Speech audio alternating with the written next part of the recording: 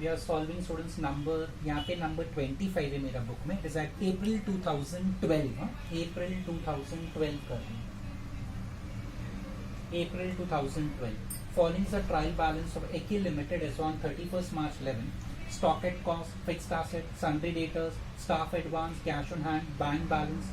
अच्छा, stock at cost is inventory, fixed asset is fixed asset, debtors, trade receivable, staff advance, short-term loans and advances, cash on hand, cash and cash equivalent, bank balance, cash and cash equivalent, preliminary expenses, other non-current asset, advance tax. हाँ, provision for tax से compare करेंगे and then will decide where it will go to. Advance tax, bills receivable, investment at cost. Bills receivable, trade receivable, investment, non current investment, share capital, general reserve, reserve and surplus, loan from state financial corporation, long term borrowings, provision for tax. Advance tax से compare करो. Advance tax बड़ा है ना student, so it will go to other non current asset. It will go to other non current asset. Net profit for the year, P&L, reserves and surplus, profit and loss, appropriation, reserves and surplus, unsecured loan, long-term borrowings, creditors, trade payable, unclaimed dividend, other current liability. Transfer to general reserve 50,000. So put a mark on general reserve. Directors recommend 6% dividend. Debtors debt due for more than 6 months. So put a mark on debtors due for more than 6 months. Creditors includes creditors for goods 1,05,000, remaining are for expense. Put a mark on creditors. Loan from state financial corporation is secured against stock. So loan from financial corporation credit side पे ना, put a mark on that. Market value of investment is so and so. Put a mark on investment. Last item on debit side.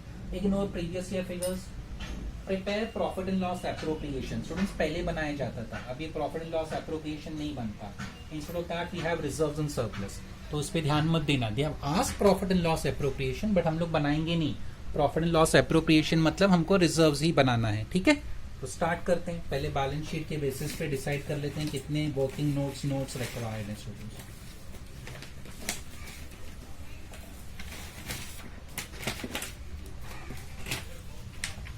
पहला share capital number 1. Reserves था ना, general reserve वगैरह, so that will be number 2. Long term borrowings भी था, no long term provision. Short term borrowings नहीं है. Trade payable था students, creditors number 4. Other current liability भी था 5. शॉर्ट टर्म प्रोविजन है क्या? नहीं. प्रोविजन फॉर टैक्स है बट वो एडवांस टैक्स से कम है, तो एडवांस टैक्स के साथ में अदर नॉन करंट एसेट में जाएगा. So there is no short term provision. Okay, next fix asset दिया स्टूडेंट्स हमको. फिक्स एसेट नेट ब्लॉक हमको दिया था, that will be number 6. Non current investment था number 7. Long term loans advances नहीं है students. Other non current asset yes है, number 8. Investments, current investment नहीं है. Inventories will be number 9. Stock, trade receivables number 10. Cash and cash equivalent, cash in hand, cash at bank number 11. Short term loans advances था, staff advance ऐसा कुछ यहाँ, number 12. That's all. So in all 12 schedules we have to draw students. 12 working notes. Working notes तो नहीं कहना चाहिए, notes to accounts. Working notes नहीं होता ये. ओके, तो स्टार्ट करते हैं students.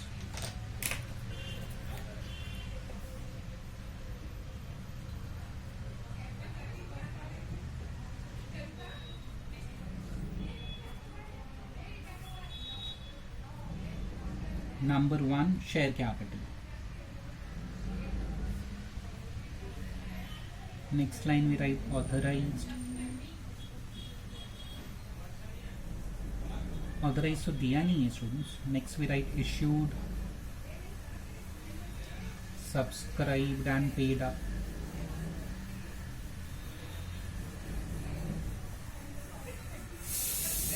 Next number 2 reserve and surplus. कितने रिजर्व दिए थे? जनरल रिजर्व था, net profit, profit loss appropriation 1 2 3, फिर 4 5 6 7 लाइन्स रखते हैं इसके लिए. 1 2 3 4 5 6 7. थर्ड हमने ऑलरेडी डिसाइड कर लिया. Third is long term borings.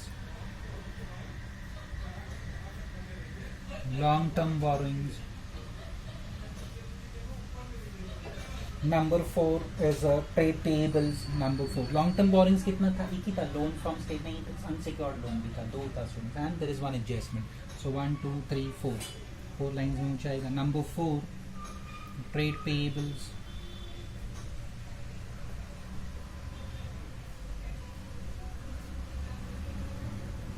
Number 5 is other current liability.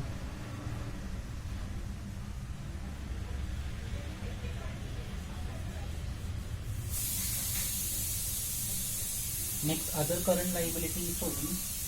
वहाँ पे other current liability में क्या आएगा? Creditors, unclaimed dividend. एक ही आइटम था ना. Okay, so number 6 will be fixed assets.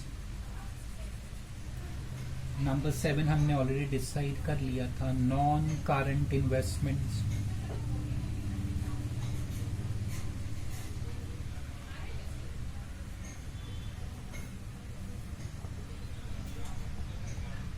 Number 8 is other non current asset. Other non current asset.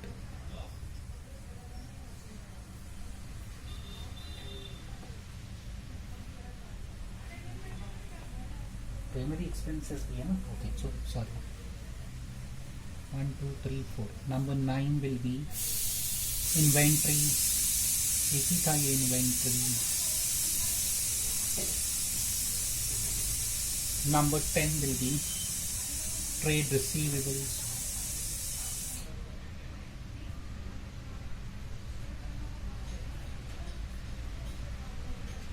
Debtors था, खाली बिल्स रिसीवेबल भी था. एंड डेटर्स का एडजस्टमेंट भी है. सो 4 लाइन्स रखते हैं, 4 5 lines. 1 2 3 4 5. Number 11 what we decide. Number 11 cash and cash equivalent.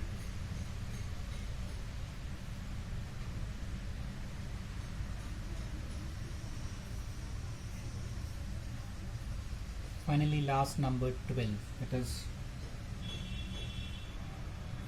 Short term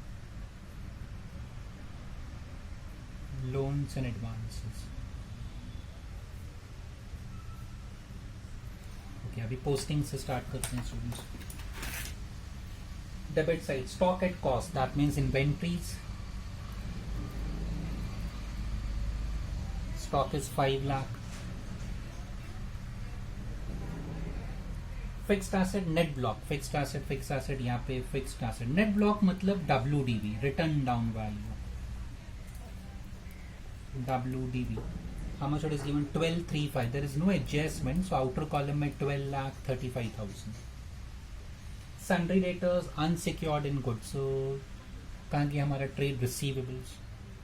sorry students, मैंने कितनी बड़ी गलती की. स्टॉक इन्वेंट्रीज में आना चाहिए था, मैंने उसको ट्रेड रिसीवेबल. सॉरी स्टूडेंट्स, हाँ ध्यान रख. आई एम सॉरी मेरी गलती हो गई. स्टॉक जल्दी में 5 लाख. Sorry student. हाँ,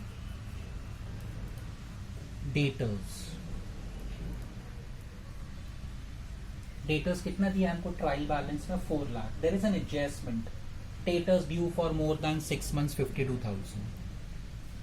due for more than 6 months 52,000. So others total कितना था स्टूडेंट्स वहाँ पे? 4 लाख. तो 4 लाख में से 52 गया. So total is 4 lakh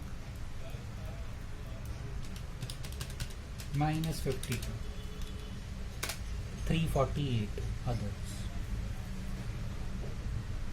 okay, next debtors के बाद क्या है? Staff advance, short term loans and advances. Staff advance is how much? 85,400. There is no adjustment, so outer column में मैं रिकॉर्ड कर रहा हूँ. Cash on hand, cash in bank, cash and cash equivalent. Cash on hand given is 60. Bank balance amount given 494. Primary expenses other non current asset. But इसमें मैंने एक question में बताया था, if it has to be written off after 12 months, so other non current asset. With in 12 months right of करना है तो other current asset में. यहाँ कुछ कहा नहीं है तो आफ्टर 12 months ही होगा. Amount is 26,600. Outer column there is no adjustment. 26,600. Next क्या है, advance tax. Students provision for tax के साथ कंपेयर करो. प्रोविजन फॉर टैक्स 11 है, एडवांस टैक्स 12 है. तो एडवांस टैक्स बड़ा है तो यहाँ लिखना पड़ेगा advance tax 12,000 less provision for tax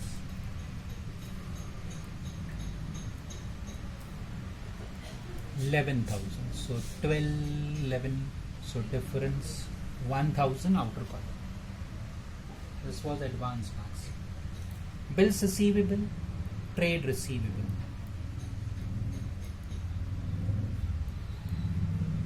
Bills receivable, how much? 58. Investments at cost 75,000. Investment. वो एडजस्टमेंट बाद में देखते हैं क्या है. 75,000. सो डेबिट साइड हो गया पूरा students. So this was debit side. Postings पूरा डेबिट साइड का कंप्लीट किया. शेयर कैपिटल 20 लाख, उसको डिवाइड बाय 100 कर लो. So number of shares will be 20,000. 20,000 equity shares of ₹100. वो 20 लाख को हमने डिवाइड बाय 100 किया तो वी गॉट 20,000. ओके.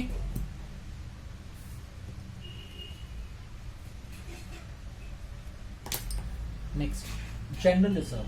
कोई नॉन डिविजिबल प्रॉफिट तो नहीं दिया है तो okay we can write general reserve in the beginning. General reserve inner column कुछ ट्रांसफर वगैरह करना है 70,000. Loan from state financial corporation. Loan from, मैं शॉर्ट में SFI लिख रहा हूँ, state financial corporation. How much that amount? 3 lakh outer column. Provision for tax देखो स्टूडेंट्स हम लोग ऑलरेडी लिख चुके हैं. एडवांस टैक्स के सामने हमने उसको सेट ऑफ कर दिया था. Net profit for the year, general reserve के लिए एक लाइन छोड़ो. देन देखो profit and loss, opening balance plus net profit for the year. Opening balance सीधे have given. Net profit for the year तो 2,70,000 है. ओपनिंग बैलेंस 1 लाख है. Inner column 1 lakh and this is 2,70,000. ये ट्रायल बैलेंस से लिखा है मैंने. Unsecured loan, long term borrowings, unsecured loans, long term borrowings. How much it is given? 50 students.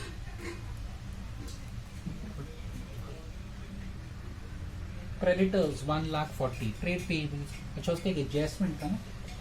Adjustment number 4. Creditors includes creditors for goods. So creditors for goods. How much they are saying creditors for goods? 105. 105. And remaining are for expense. So creditors for expense. Total creditors कितना है देखो 1,40,000 trial balance में 105 already recorded. सो 35,000. पहले भी एक question में मैंने same adjustment किया. सो जस्ट डिस्क्लोजर स्टूडेंट, दोनों को अलग अलग करके बताना है. No second effect. 140 में से 105 is for goods, 35,000 is for expense. Unclaim dividend, other current liability. Unclaim मतलब कंपनी तो पे करने को तैयार है, शेयर होल्डर आया नहीं कलेक्ट करने. Okay, company is ready to pay but share holder has not collected the dividend. So that is known as unclaim. So postings हो गया. स्टार्ट विद अभी now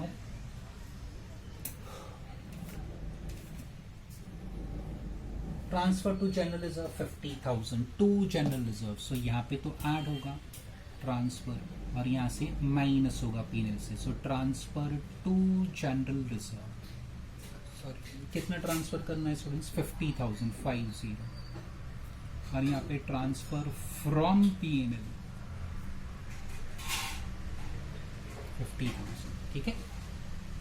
directors recommend 6% dividend. So again students पहले भी हमने किया है. Directors recommend 6% dividend. 6% किसका students? Paid up share capital का. सो 20 lakh into 6% will be 1,20,000.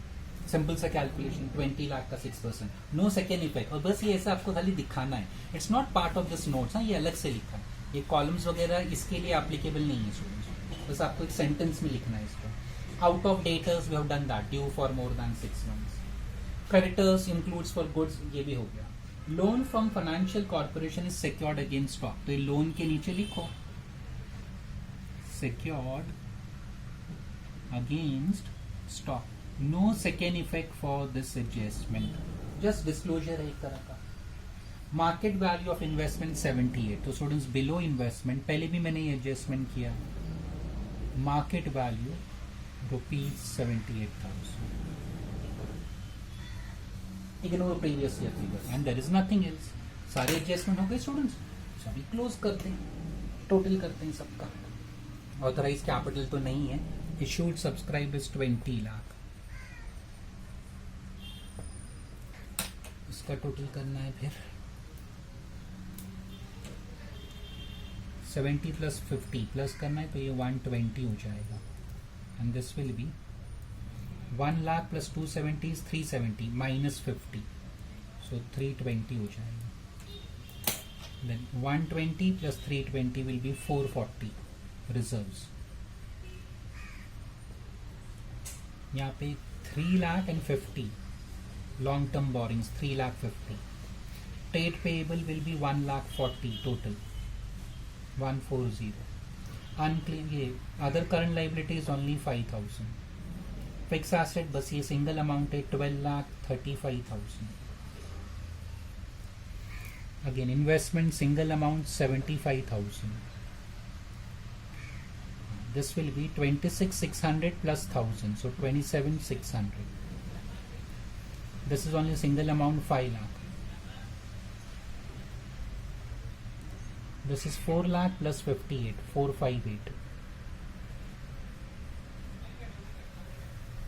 Cash on hand, cash at bank 0, 0, 0, 4, 15, 5,54,000। Finally, this is 85,400 and there is nothing else to do. Okay? तो अब ये सब बैलेंस शीट में लिखते हैं। Number 1 is 20 lakh. Number 2 is 440.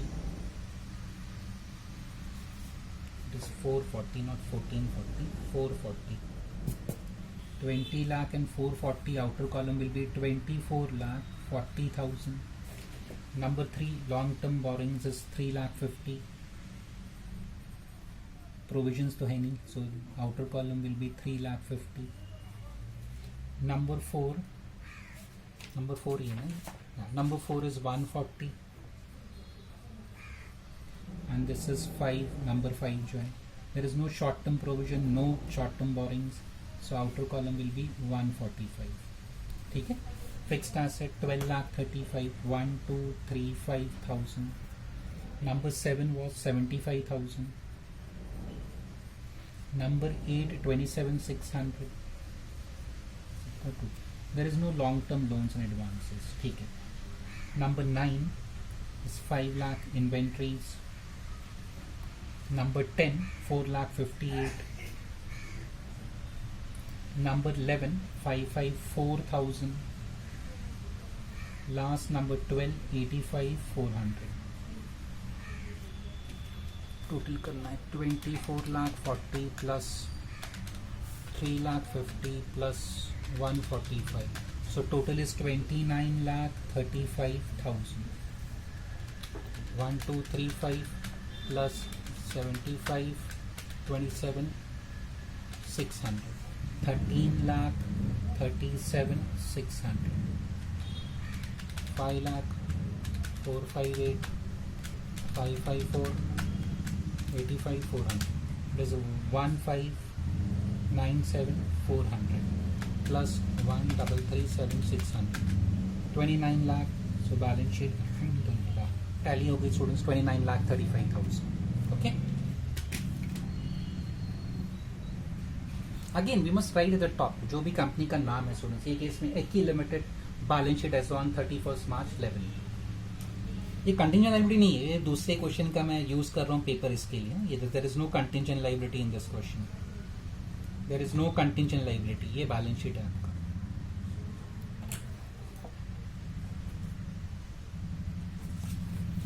ये notes था हमारा, notes to accounts.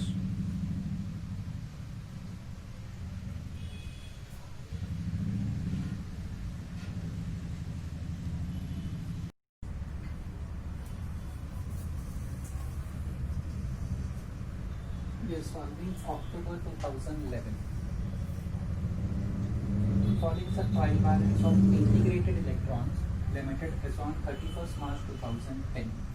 Cash in hand, cash and cash equivalent, cash at bank, cash and cash equivalent, share capital, 9% debenture, long-term borrowings, bank overdraft, short-term borrowings, investments, non-current investment, bills receivable, trade receivable, debtors, trade receivable, creditors, trade payable, security deposit will go to, it is given on debit side, so it will go to long-term loans and advances, profit and loss account, reserves, security premium, reserve, interest on debentures accrued and due, other current liability, goodwill, intangible fixed asset, building, plant, machinery, furniture, all are tangible fixed asset. Provision for tax and advance tax, students will set off and decide कहाँ पे record करना है. Bills payable, trade payable, general reserve, reserves and surplus, stock in trade, inventories, share suspense account. Any suspense account in trial balance का मतलब क्या? Accountant he could not record the transaction properly. उसका doubt है कि कहाँ इसका effect जाएगा. So he has created a suspense account. So इसका definitely adjustment होगा and then we'll decide what to do. Authorized capital of the company was rupees 50 lakh divided into 3 lakh equity shares of 10 each and 20,000 preference shares of 100 each. Amount of share capital has been arrived as follows. ऊपर share capital दिया है ना, वो कैसे calculate किया? Amount share capital is 9 lakh ना. See what they have said. 92,000 equity shares of 10 each fully called up. Less calls in arrears at the rate of rupees 2 and 10,000 shares. 20,000. So 9 lakh 20 minus 20 is 9 lakh. Students, correct है. Okay, what they are saying, amount of share capital has been calculated, arrived as follows. Trial balance में हमको share capital third item 9 lakh दिया है. How we got that 9 lakh, students, उसका calculation बताए. वो calculation गलत नहीं है, calls in arrears minus ही होता है. Number C, sundry debtors which are unsecured and considered good includes 90,000 due for more than 6 months. So put a mark on debtors, students. Debtors पे एक mark कर लो. Next is, students, 10,000. Now this is regarding share capital. Next one adjustment. 10,000 equity shares on which calls were in arrears were forfeited by board of directors. Forfeited मतलब वो shares cancel हो गए. And these shares were reissued. And these shares जो cancel किया वापस reissue भी किया as fully paid. No entries have been passed in the books for forfeiture and reissue. वो लोग क्या कह रहे हैं? Forfeit करने का और reissue करने का entry अभी तक pass नहीं किया गया है. Okay. Except the amount received on reissue of shares which has been credited to share suspense account. So put a mark on share suspense. Last month को share suspense है ना, trial balance. So this adjustment talks about share capital and share suspense. कि company ने जिन लोगों ने calls नहीं पे किया, कॉल्स ने एडजस्टमेंट नंबर बी में दिया है 10,000 शेयर्स, वो शेयर्स कैंसिल भी किया and then again reissue. No entries have been pass. Cancellation का री इश्यू का एंट्री भी रिकॉर्ड नहीं किया गया है. एक्सेप्ट, बट एक एंट्री रिकॉर्ड ही हुई है, except amount received on reissue. जो अमाउंट मिला था ना री इश्यू करने पे, that money was credited to share suspense account. Once again 10,000 share जिसपे कॉल्स इन एरियर्स है वो कैंसिल हो गया और री इश्यू भी हो गया. बट अभी तक कैंसिलेशन का, फोरफीचर का और री इश्यू का एंट्री रिकॉर्ड नहीं हुआ है. Except the amount, just one entry has been recorded, amount which is received on reissue and it was credited to share suspense account. Investment represent 2,500 equity shares in X Limited of rupees 10 each, rupees 4 per share called and paid up. Sundry creditors given above is after deducting, so put a mark on creditors. Creditors की बात कर रहे हैं. Sundry creditors given above are after subtracting 50,000 advance paid to one of them. इससे पहला वाला adjustment investment से related था. Adjustment E was regarding investment, F is regarding creditors. So put a mark on investment, put a mark on creditors. Bills receivable discounted with bank not matured till balance sheet date 15,000. एक contingent liability होता है, first question में मैंने किया था students. Okay, तो start करते हैं। पहले हम लोग ये डिसाइड कर लेते हैं कितने वो नोट्स रिक्वायर्ड हैं students, how many notes we have to draw, पहले वो डिसाइड करना है। Okay, so start. Share capital बनाना पड़ेगा, शेयर कैपिटल। रिजर्व्स भी हमको दिया है उन्होंने, number 2 will be reserves. Long term borrowings था ना, 9% debenture long term borrowing, there is no long term provision. Short term borrowings मतलब बैंक ओवरड्राफ्ट, बैंक ओवरड्राफ्ट भी था स्टूडेंट्स ट्रायल बैलेंस में, नंबर 4 हो जाएगा। ट्रेड पेएबल, क्रेडिटर्स है number 5। Other current liability था क्या स्टूडेंट्स? आई डोंट थिंक, नहीं, interest on debenture accrued and due था students, sorry, number 6। Short term provision भी है नंबर 7। फिक्स्ड एसेट है students 8। Non current investment, yes it was there in trial balance. Long term loans advances था, वो security deposit था, security deposit 10। Other non current asset, fictitious asset नहीं है। Current investments no. Inventories था, stock in trade, that will become 11। Trade receivable, debtors, bills receivable था। Cash equivalent भी था 13। Short term loans advances नहीं था ना, नो। अदर करंट एसेट नहीं था, number 13 in all. Okay, so 13 notes बनाने हैं हमको। सो 13 नोट्स बनाना है। Number 1 is for share capital.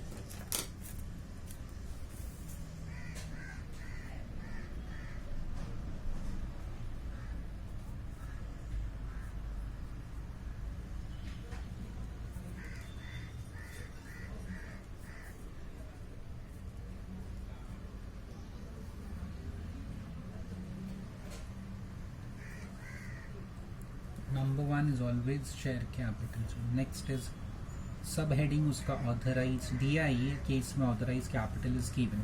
So 3 lines for that. Next is issued, subscribed, paid up.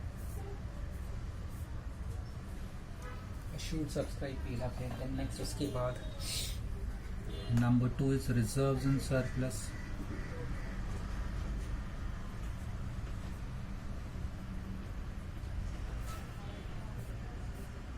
How many reserves were given?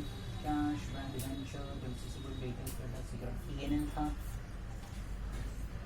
General reserve था, 2 ही था students, P&L and general reserve. Okay, profit, general reserve, third, fourth. चलो, third क्या है हमारा? Long term borrowings.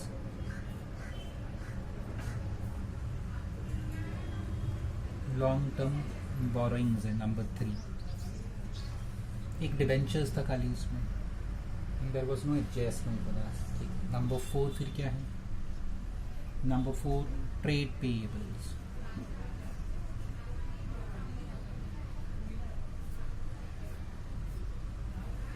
Trade payables, I think only creditors नहीं, bills payable भी था, sorry, creditors bills payable दोनों था, और creditors का एक adjustment भी है, तो 1 2 3 4। Number 5 is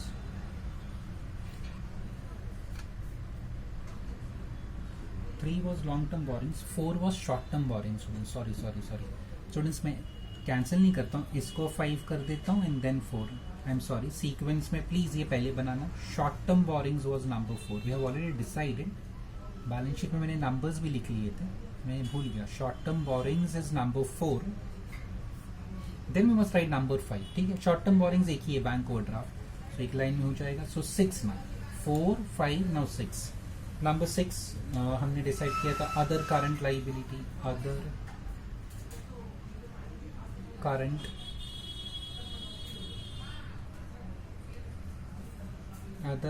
liabilities. Number 7 is short term provision. Other current liability एक ही था शायद, interest on debentures accrued and due, and there was no other current liability. Okay, एक ही था। So number 7 short term provision. Number 8 हमारा था fixed asset.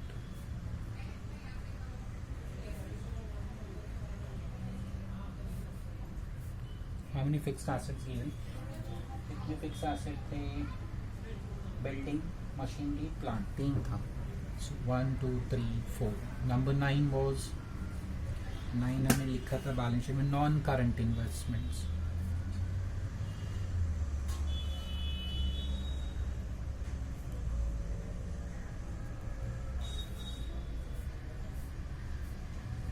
Non current investment एक ही था, ऐसे एक ही था, उसका एक एडजस्टमेंट है. It represent so and so share. So 1 2 3. Number 10 was long term loans and advances. Long term loans and advances.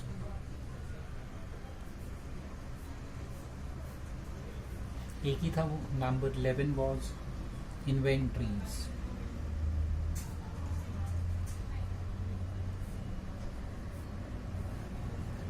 Number 12 trade receivables. Debtors था, बिल्स रिसीवेबल भी था एंड डेटर्स का एडजस्टमेंट भी है. सो 1 2 3 4 5. Number 13 cash and cash equivalent. Okay, start करते हैं students posting से. Cash in hand number 13 में आएगा. Cash in hand, cash in hand 19,500. 19,500. Okay, next cash in hand के बाद क्या है? Cash at bank, it is 34,300.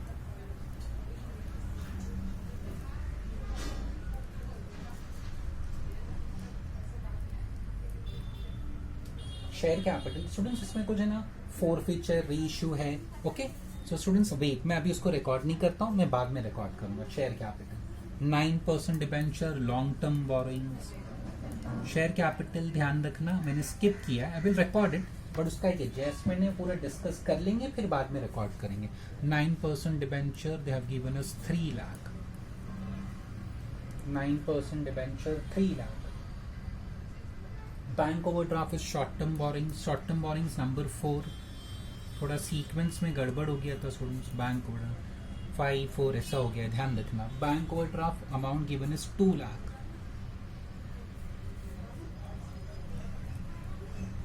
Okay, investments 10,000. Investments non current investments में आएगा. इन्वेस्टमेंट्स एडजस्टमेंट है, बट उसमें कुछ प्लस माइनस नहीं करना है. 10,000. ओके, नेक्स्ट इन्वेस्टमेंट्स के बाद क्या है? Bills receivable. How much it is given? 1,40,000. Trade receivable students.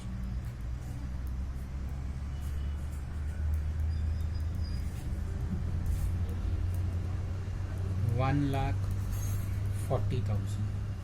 Bills receivable के बाद है डेटर्स. इसमें एडजस्टमेंट भी है स्टूडेंट्स, ध्यान रखना. वो due for more than 6 month something ऐसा था ना स्टूडेंट्स. एडजस्टमेंट नंबर सी देखो, debtors. Debtors are all unsecured and considered good. So debtors के सामने लिख दो अनसिक्योर्ड एंड गुड का मतलब कोई बैड डेट्स नहीं है. Okay, then see what they've said. Due for, same adjustment में देखो, more than 6 months. Due for more than 6 months. Debtors 90,000. Includes adjustment number C. Includes 90,000 due for more than 6 months. So others. पहले भी हमने ऐसा adjustment किया. Debtors total amount given is 5,50,000 students in trial balance. So ये 90 हो गया. So this should be 460. तभी तो total 550 होगा. Total is not changing. खाली आपको उसको सेग्रीगेट करके अलग अलग लिखना है. ओके, और कोई एडजस्टमेंट तो डेटर्स का नहीं था. Creditors students, creditors is 2,40,000. उसका एडजस्टमेंट है, बाद में सॉल्व करते हैं. ट्रेड पेएबल, क्रेडिटर्स स्टूडेंट्स यहाँ पे लिख रहा हूँ मैं 2,40,000 इनर कॉलम, बाद में देखेंगे क्या करना है. इसका एडजस्टमेंट है. Security deposit, long term loans and advances.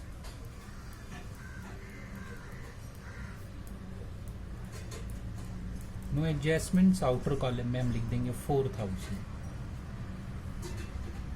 Profit and loss account students it's a reserve, but हमेशा पहली इनिशियल लाइन रिजर्व्स का किसके लिए रखने का students? What we call non free reserves के लिए ना. सो हम ये लाइन रखते हैं, फिर लिखते हैं प्रॉफिट एंड लॉस अकाउंट. अब यहाँ opening balance, profit for the year ऐसा कुछ नहीं दिया है. Just profit and loss account, they have given us 2,90,000, 290 outer column, there is no adjustment. Next is what students? Securities premium. Security premium non-free reserve होता है, तो P&L से पहले लिखना है उसको. Securities premium. Securities premium is reserves. Amount is 90.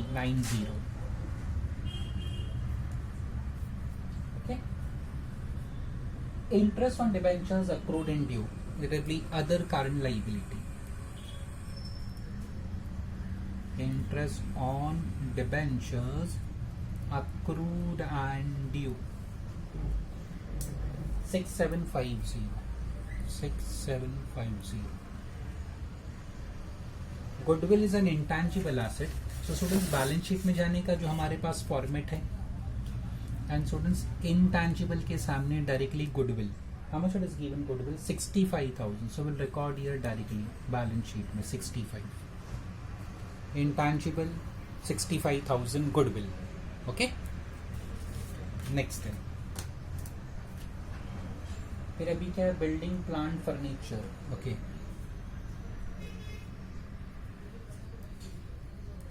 Land and building. Plant, furniture. मैंने first question में बताया था वंस अगेन. सी ब्रैकेट में उन्होंने कॉस्ट दिया है. सो amount given that trial balance जो अमाउंट कॉलम में होगा that will become WDV. Cost building का 2,50,000 है. प्लांट का कॉस्ट कितना है? 5 लाख. एंड फर्नीचर का cost in bracket they have given 80,000. सो जो वैल्यू अमाउंट कॉलम में है that will become WDV. WDV कितना दिया है उसका हमको? 1,90,000, 3 lakh and 45. This is 190, 3 lakh and 45,000. तो स्टूडेंट्स ये जो डिफरेंस होगा दोनों का that will become your depreciation. Provision for this is WDV and this will be your cost. Okay. So 250, 190 का difference is 60,000. So if it is possible you must find this students. ठीक है. First question में मैंने किया था 45 and 80 का difference will be 35.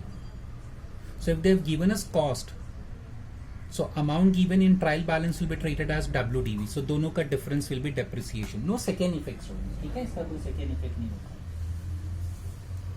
सो जितना details हो सके उतना बताना है. Provision for tax 1,20,500. Advance tax is 1 lakh. So provision for tax is a bigger amount, तो शॉर्ट टर्म प्रोविजन में आएगा. Provision for tax 1,20,500 less advance tax minus करना है. एडवांस टैक्स कितना दिया हमको? 1 लाख. सो outer column 25. If advance tax is more than provision for tax तो हम लोग कहाँ लिखते हैं? अदर नॉन करंट एसेट में. If advance tax is more than provision for tax, then they record it under other non-current asset. Bills payable, that is 30,000. So creditors का एक adjustment है, then we'll record bills payable. No adjustment for bills payable, so directly outer column में 30,000. General reserve, reserve and surplus में आएगा students. एक line कम होगी, चलो कोई बात नहीं. General reserve amount given is 1 lakh. Stock in trade inventories में आएगा students. Number 11. Stock in trade is in number 11 inventories में. That is 849,450. 849,450. शेयर सस्पेंस उसका एडजस्टमेंट है, अभी हम लोग पढ़ेंगे एंड डिसाइड करेंगे. Start with adjustment students. पहला देखो, authorise capital of the company 50 lakh divided into 3 lakh shares of 10 each. 3 lakh equity shares of ₹10. So 3 lakh into 10 करेंगे तो students 30 lakh. Okay. Same adjustment 20,000 10% preference shares, 20,000 10% preference shares of rupees 100. So this is your authorized capital. So this will be 20 lakh.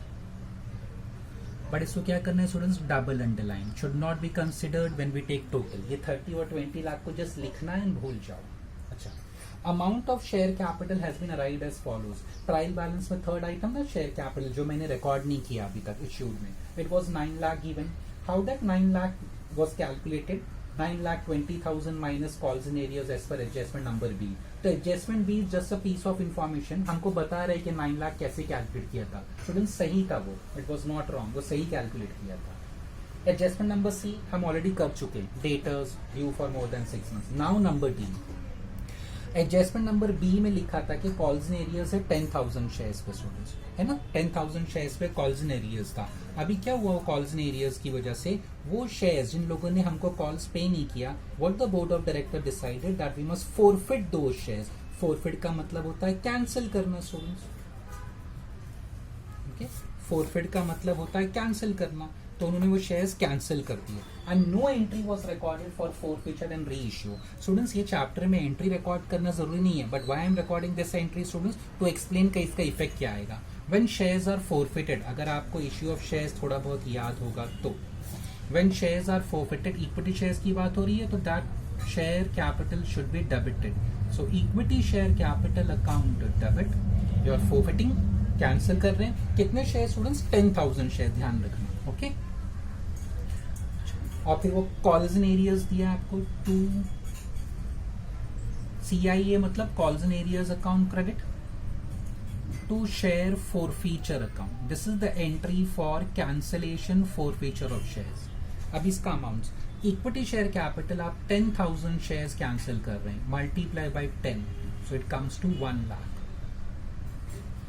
Okay, calls in arrears आपको balance sheet में दिया है student. देखो balance sheet नहीं, sorry, adjustment number B में 20,000, सो वहां से लिखा मैंने. सो फॉरफीचर शुड बी 80,000, तभी तो एंट्री टाली होगी. या आप ऐसा कह सकते हो, 2 रुपीज बाकी है, so 10,000 into 2 is 20,000 as per adjustment number B, और 8 रुपीज हमको मिल चुका है. 10,000 इंटू 8, आप ऐसा भी कर सकते हो स्टूडेंट. 10,000 into 2, 10,000 into 8, 80,000. आपके रेफरेंस के लिए 10,000 into 2 and 10,000 into 8.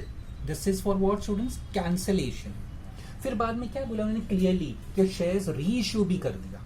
Okay, they have री इश्यूड द शेयर्स. जब आप री इश्यू करते हैं फोरफिचर शेयर्स को, तो एंट्री होती है बैंक अकाउंट डेबिट. एक लाइन मैंने छोड़ा है, स्पेस छोड़ा, I will explain why. To equity share capital. कितने शेयर्स आप री इश्यू कर रहे हैं? सेम 10,000 शेयर, जो कैंसिल किया उसी को री इश्यू किया. और स्टूडेंट्स री इश्यू किया ना आपने, तो उसको क्रेडिट कहाँ कर दिया था आपने? शेयर सस्पेंस अकाउंट में. See adjustment number D, 10,000 equity shares on which calls were in arrears were forfeited by board of directors and these shares were reissued as fully paid. No entries have been passed for forfeiture and reissue. Forfeiture और reissue का entry नहीं pass किया, except the amount received. जो amount received हुआ ना, उसका entry record कर लिया है. अब अमाउंट रिसीव का एंट्री रिकॉर्ड कर लेना मतलब बैंक जो डेबिट किया ना हमने, it is already debited by bank, sorry, it is already debited by the company, except the amount received on reissue has been credited to share suspense. हमको किसको क्रेडिट करना चाहिए? इक्विटी शेयर कैपिटल को. Accountant ने गलती से किसको credit कर दिया है? To share suspense. ये उसने गलती की थी स्टूडेंट्स. रीइश्यू का एंट्री क्या है? Bank account debit to share capital, but accountant ने क्या लिख दिया है? Bank account debit to share suspense. इसी के लिए ट्रायल बैलेंस में शेयर सस्पेंस दिया आपको credit side 30,000. Followed once again, I repeat, forfeiture का एंट्री रिकॉर्ड नहीं किया, रीइश्यू का एंट्री रिकॉर्ड किया, बट वो भी रॉन्ग. रीइश्यू का एंट्री क्या था? Bank account debit to share capital, but वहां पे क्लियरली मेंशन किया है amount receive was credited to share suspense. इसके लिए मैंने ब्रैकेट में डाला है, तो शेयर सस्पेंस को क्रेडिट कर दिया. तो ये गलती होगी है स्टूडेंट्स. क्रेडिट किसको करना चाहिए था? शेयर कैपिटल को करना चाहिए था. ठीक है. So how much is received? 30,000. ये 30,000 था.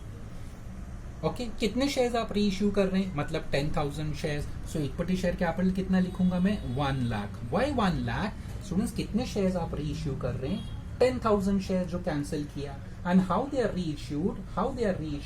Were reissued as fully paid. Adjustment number D, second line. Fully paid मतलब इक्विटी शेयर का फेस वैल्यू कितना है 10. So 10,000 को मल्टीप्लाई बाय 10 करोगे कितना आएगा 1 लाख. इसके लिए 1 लाख लिखा है यहाँ पे और यहाँ 30 लिखा. So there is a difference of how much 70,000. ये 70,000 कहाँ से लेंगे? शेयर फॉर फीचर से. अगर आपको थोड़ा बहुत अगर याद हो तो share forfeiture account debit होगा.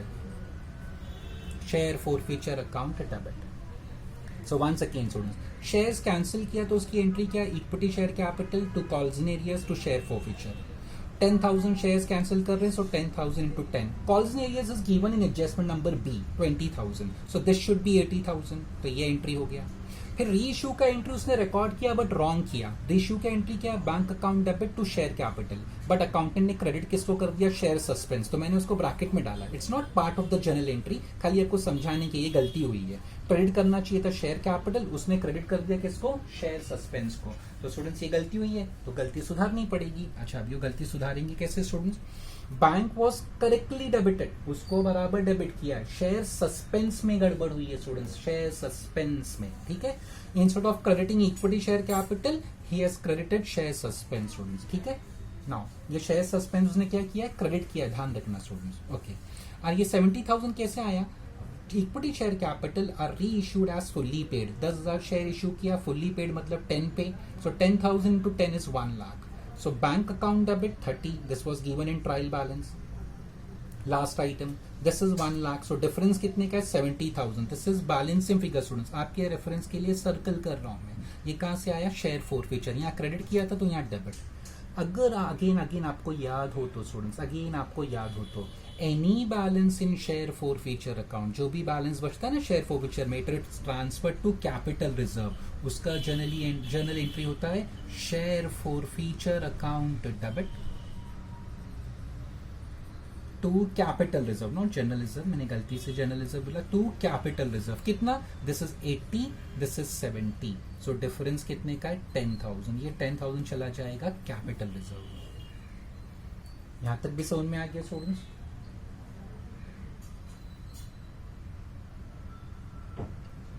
ओके, सो स्टूडेंट्स अभी इसका नेट इफेक्ट क्या होगा स्टूडेंट्स? हमको अभी इसको, ये तो मैंने आपको जनरल एंट्री से समझाया, हमको तो यहाँ पे डिसाइड करना है what are the effect students. तो this was the entry number 1, entry number 2, this is entry number 3. अभी देखो कैसे डिसाइड करने का. Equity share capital debit 1 lakh है ना, equity share capital credit 1 lakh, 1 lakh debit 1 lakh credit 0. भूल जाओ इसको, भूल जाओ, खत्म इसी कहानी. कॉल्सन एरियाज क्रेडिट, और कॉल्सन एरियाज देखो आपको एडजस्टमेंट नंबर बी में दिया था लेस कॉल्सन एरियाज, वो डेबिट था स्टूडेंट्स. So debit 20, credit 20, 0. इसको भी भूल जाओ. Share for feature students 80 credit, 70 debit and 10 debit. So share for feature भी कैंसिल हो गया. 80 क्रेडिट, 70 डेबिट, 10 डेबिट. तो 70 एंड 10 80 डेबिट, 80 क्रेडिट 0. ये भी खत्म. बैंक डेबिट, इसका इफेक्ट मत देना because in adjustment number D they had clearly said कि it was already recorded except the amount received which was debited to bank. तो इसका इफेक्ट हो चुका है बैंक का. इक्विटी शेयर कैपिटल कैंसिल हो चुका है. बचा क्या? कैपिटल रिजर्व बचा स्टूडेंट्स. कैपिटल रिजर्व मतलब रिजर्व्स एंड सरप्लस. तो स्टूडेंट्स रिजर्व्स एंड सरप्लस में जाएंगे, वहां पे लिखेंगे capital reserve. How much is the balance? 10,000.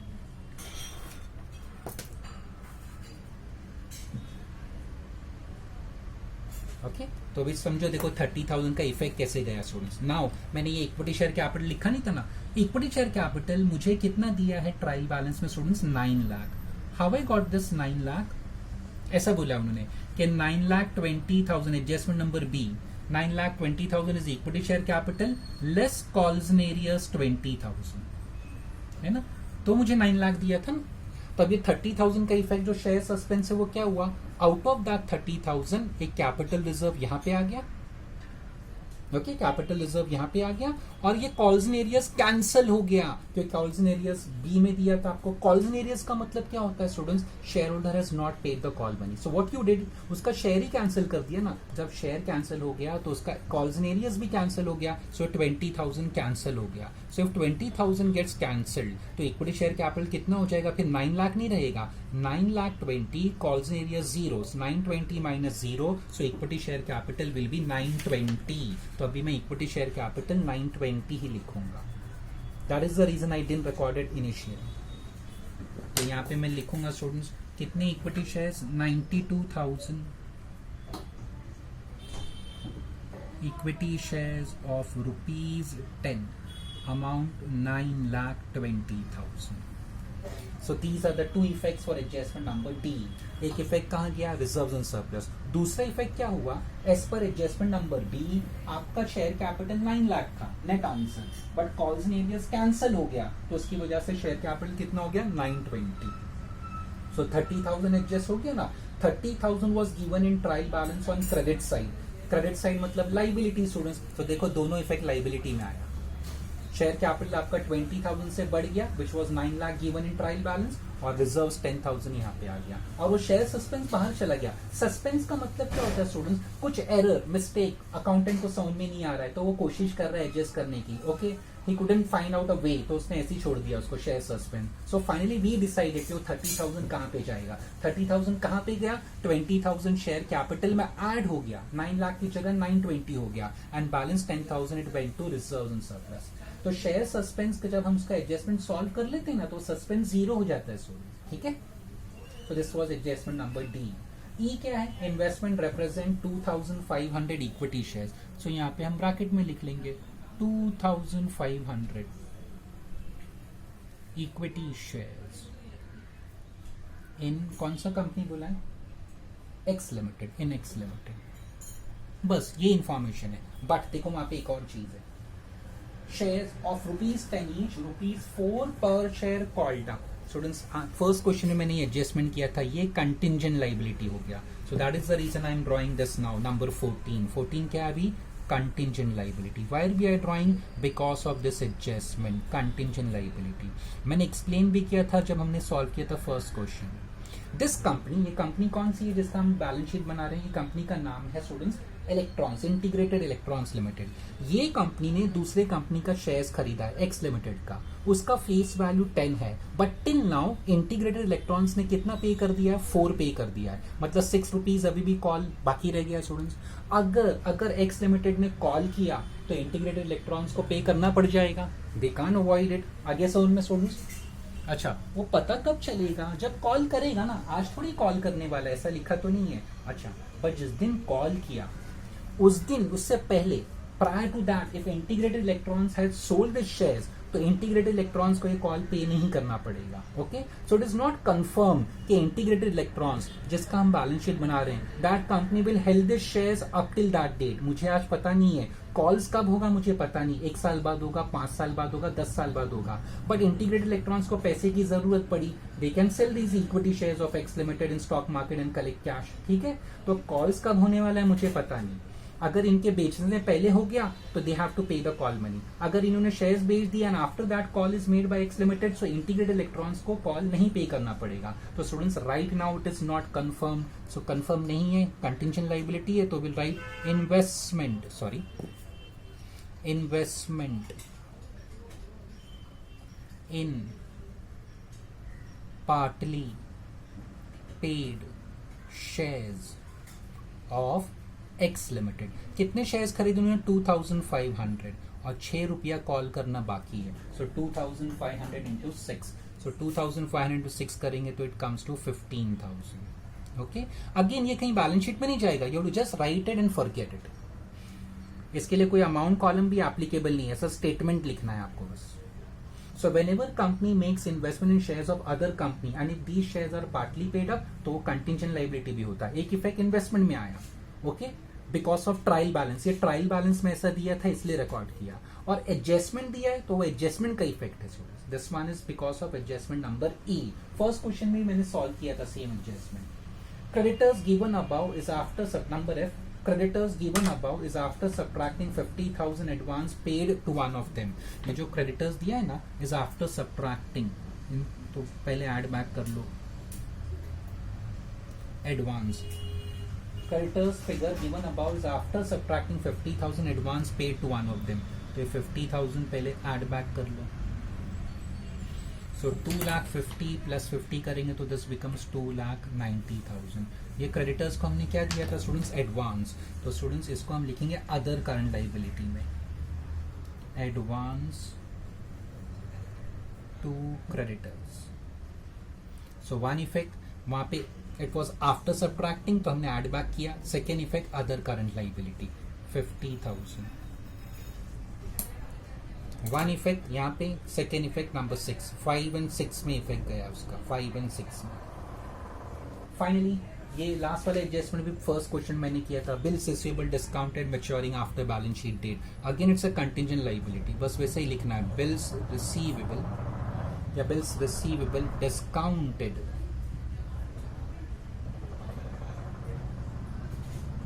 Maturing after balance sheet date. कुछ अमाउंट दिया उसका एडजस्टमेंट. यस, ₹15,000. मैंने एक्सप्लेन किया था स्टूडेंट्स. मैंने बैंक के पास गया, मेरे पास बिल्स रिसीवेबल था. I need urgent cash. तो बैंक के पास डिस्काउंट किया. They deducted their commission. They handed over money to me. अभी मैच्योरिटी के दिन अगर डेटर्स ने बिल हॉनर कर दिया तो मेरे लिए कोई इश्यू नहीं है, पैसा बैंक को मिल जाएगा. बिल्स रिसीवेबल अगर डिसऑनर हो गया, डेटर्स ने डिसऑनर किया, तो बैंक तो मुझसे ही पैसा मांगेगी ना. So right now today it is not confirm. आज मैच्योरिटी थोड़ी होने वाला है balance sheet, sorry bills receivable का.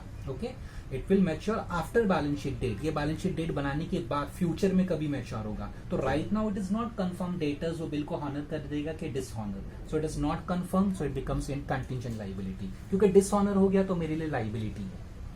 Okay, so it is a contingent liability. So all adjustments done students. I think so हमने सब कर लिया.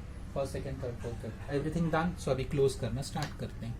पहला ये है equity shares 9,20,000. Reserves is 10,000, 90,000, 1 lakh. 1 and 1 2 and this is 290. So 490 total होगा. Student this is total of reserves. हाँ, इसको टोटल लॉन्ग टर्म बोरिंग्स का मत समझना, एक लाइन कम पड़ गया. ये total is of reserves 4,90,000. Long term borrowings total will be 3 lakh. Creditors and bills payable 3,20,000. Bank OD 2 lakh.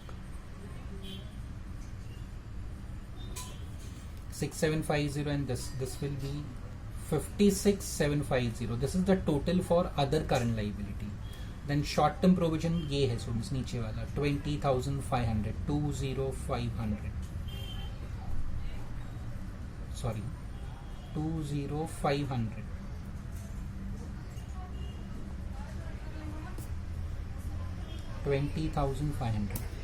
Then हाँ, ये फिक्स्ड एसेट देखते हैं students. WDV 1,90,000 plus 3 lakh plus 45.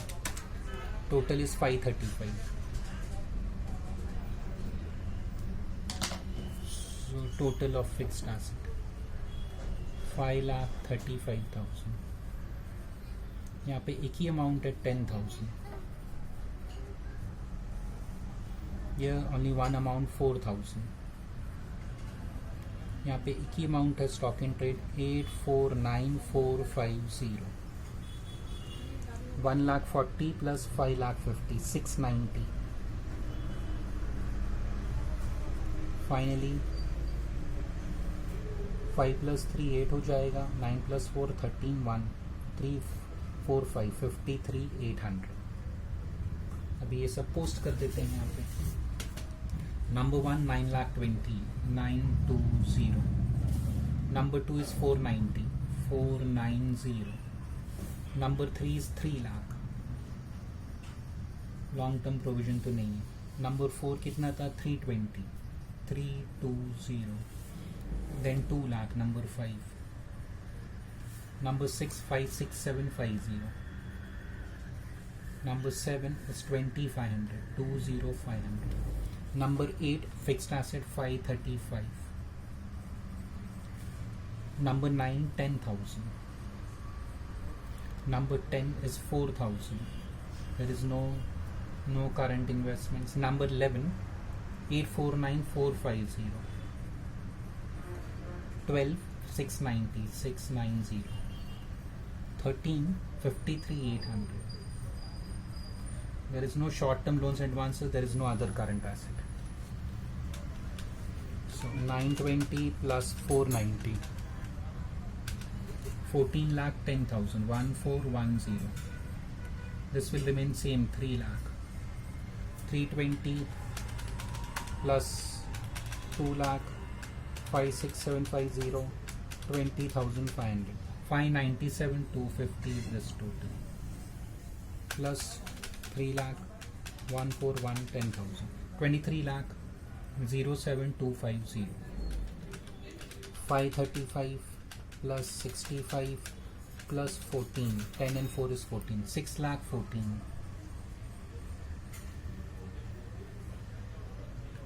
Sorry, 6 lakh 14,000. 849,450 plus 6 lakh 90 plus 53,800. 1593250 plus 614,000. 22 lakh 7,000. 1 lakh का डिफरेंस आ रहा है, कुछ भूल गया क्या? 220725 difference of 1 lakh, exact 1 lakh का डिफरेंस आया. कुछ टोटल में गड़बड़ तो नहीं करती souls. 9 plus 4 is 11. 9 plus 4 13. 14 lakh 10. 3 lakh. 3 lakh 20.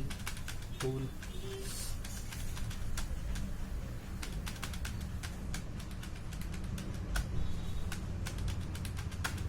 597,250 plus 3 lakh plus 14 lakh 10,000. So 23 lakh 7,250. ये 190 490 5 lakh 35 plus 10,000 65,000 4,000.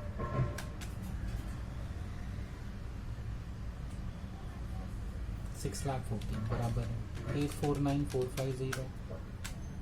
6 lakh 90 53,800. 15 lakh plus 614. Exact 1 lakh का डिफरेंस क्यों आया? 1 लाख का यहाँ टोटल बराबर है 140 प्लस 550. 5 प्लस 4 9 690 बराबर है. ये भी ठीक है, सब ठीक है. सो कहाँ मिस्टेक हो गई? यहाँ कोई गड़बड़ तो नहीं है.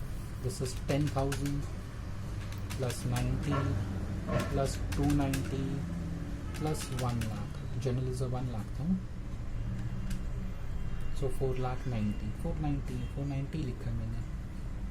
Long term borings 3 lakh. 240 plus 50 becomes 290. 290 plus 30 320. Bank overdraft 2 lakh. 56,750. 1 lakh 20 minus किया हमने, ठीक है, माइनस एडवांस मार्क्स बराबर है सर.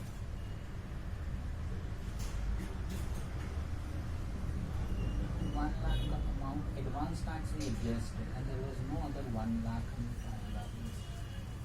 एक बार मैं चेक कर लेता हूँ students quickly. Okay students, mistake क्या होगा मुझसे? हाँ, डेफिनेटली ये मिस्टेक होगा. Advance given to creditors, here we added, ये बराबर था. सेकेंड इफेक्ट मैंने गलत दिया, चांसेस यही मिस्टेक का. बाकी तो सब मुझे करेक्ट लग रहा है. This I think I have recorded wrong. This will go to other current asset में जाना चाहिए. मैंने इसको अदर करंट लाइबिलिटी में लिख दिया students. Okay, other current asset में. So this total will be 6750. वो एडजस्टमेंट नंबर क्या था स्टूडेंट्स? दिस वाज गिवन ना, एडजस्टमेंट नंबर एफ.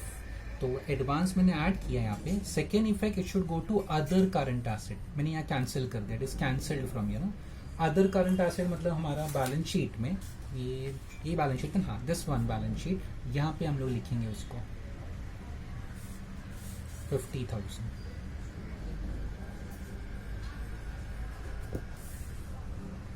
ओके, सो ये टोटल चेंज हो जाएगा अभी. This is 6750. बाकी सब सही है. वही एक मिस्टेक मुझे लग रहा है, डेफिनेटली वही मैंने गलत किया होगा. Advance which was deducted from creditors, so I added here. ठीक है, सही किया. Second effect should go to other current asset. मैंने उसको अदर करंट लाइबिलिटी में लिखा है. रॉन्ग है डेफिनेटली स्टूडेंट्स, मैंने रॉन्ग किया था, आई एम सॉरी. तो ये total 3,20,000, 2,06,750 and 20,500. It will be 547,250 plus 3 lakh plus 14 lakh 10,000. It comes to 22,57,250. 2257 and ये भी टोटल चेंज होगा क्योंकि अभी ये आ गया ना 50,000. 849,500 sorry 849,450. 849,450 plus 6,90,000, 53,800 and 50,000. It comes to 16,43,250 plus 6,14,000. 22,57,250.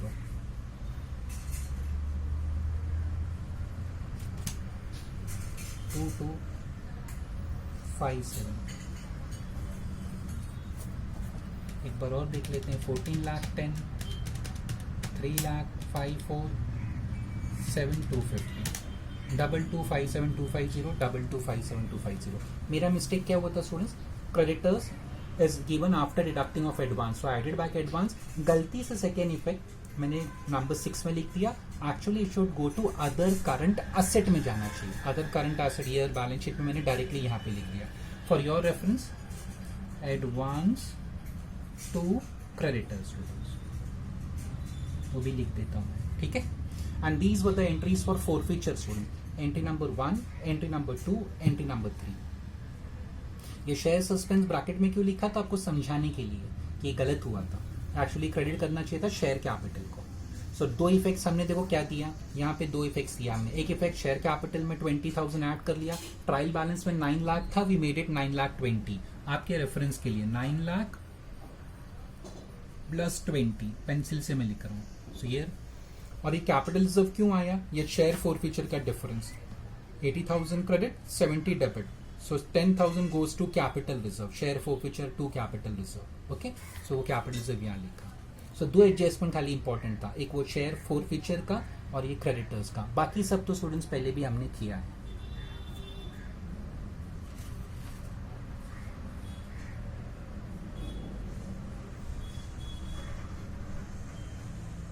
यहाँ मैंने चेंज किया टोटल. It is 6,750. ओके, ये 50,000 कैंसिल कर दिया.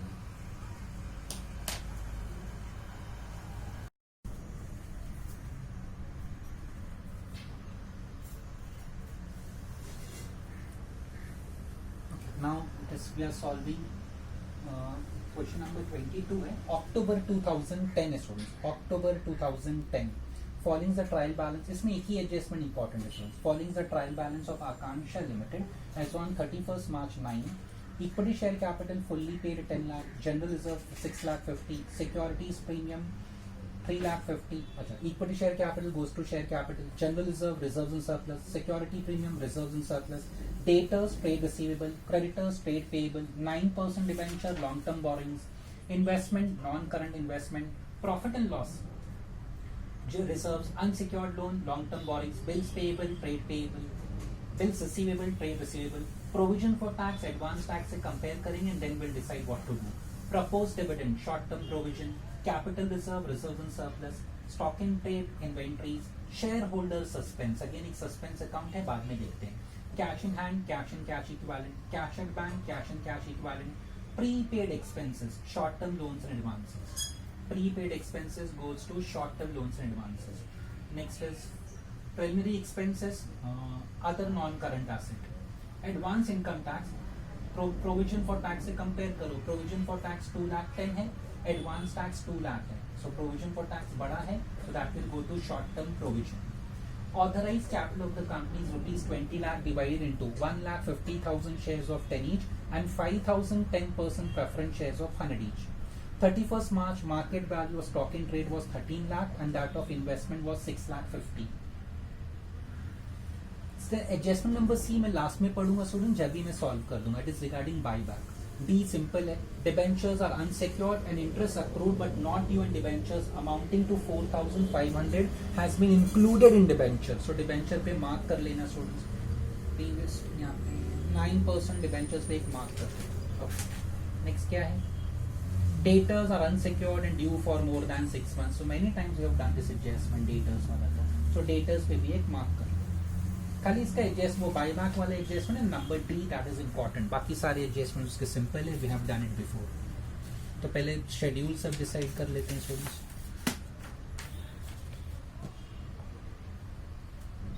शेयर कैपिटल बनाना है number 1, reserve and surplus number 2, long term borings debentures दिया है, शॉर्ट टर्म बोरिंग्स नहीं दिया है, trade payables creditors bills payable 4, other current liability 5, short term provision 6.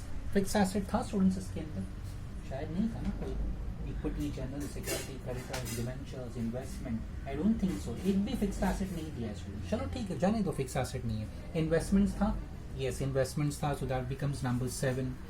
Long term loans advances नहीं है, other non current asset 8, current investment नहीं है, inventory stock दिया है ना, स्टॉक शायद स्टॉक था, हाँ स्टॉक इन ट्रेड था number 9, trade receivable debtors number 10, cash and cash equivalent भी है line 11, short term loans advances था ना, prepaid expenses 12, and there is nothing else. So 12 notes हमको बनाने हैं. तो स्टार्ट करते हैं.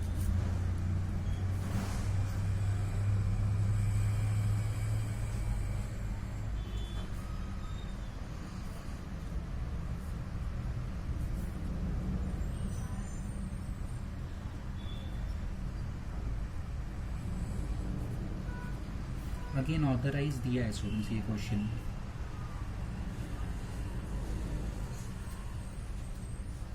Leave 3 lines for that. 1, 2, 3. Issued, subscribed, paid. Next number 2.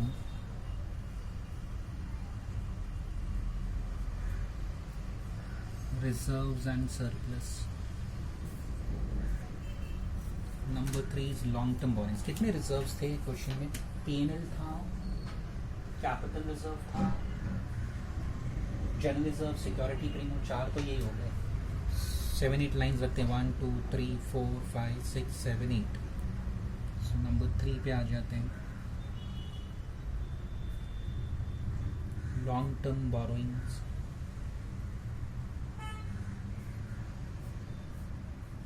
Number 4 long term boring शायद एक ही था ना स्टूडेंट, डिबेंचर्स 9% डिबेंचर, बट उसमें एक एडजस्टमेंट था. तो 1, 2, 3 लाइंस.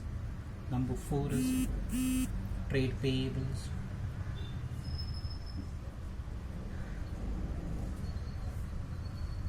एक ही था. क्रेडिटर्स था, बिल्स पेएबल भी था, इन्वेस्टमेंट बिल्स पेएबल भी था, यस बिल्स पेएबल भी था, क्रेडिटर्स भी था. 3 लाइंस फॉर दैट. 1, 2, 3 एडजस्टमेंट तो नहीं है. Number 5 other current liability, other current liabilities.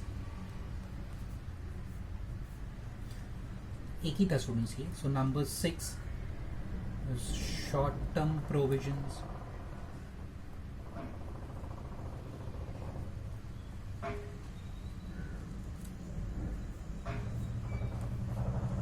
Fix asset तो एक केस में नहीं था. Number 7 is non current investments.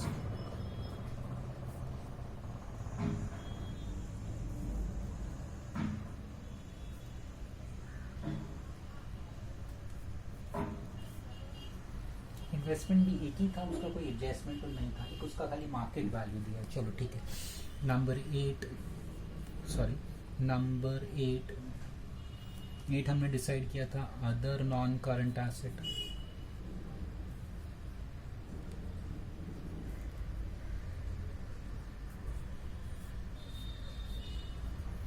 भी एक ही था.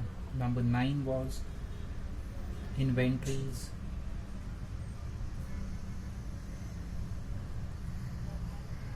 भी एक ही था. 10 trade receivables.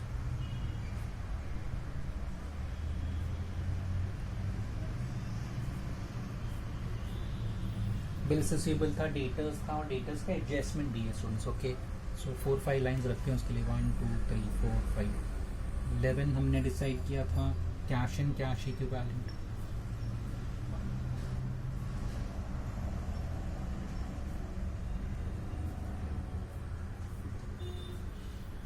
1 2 3. Number 12, short term loans and advances.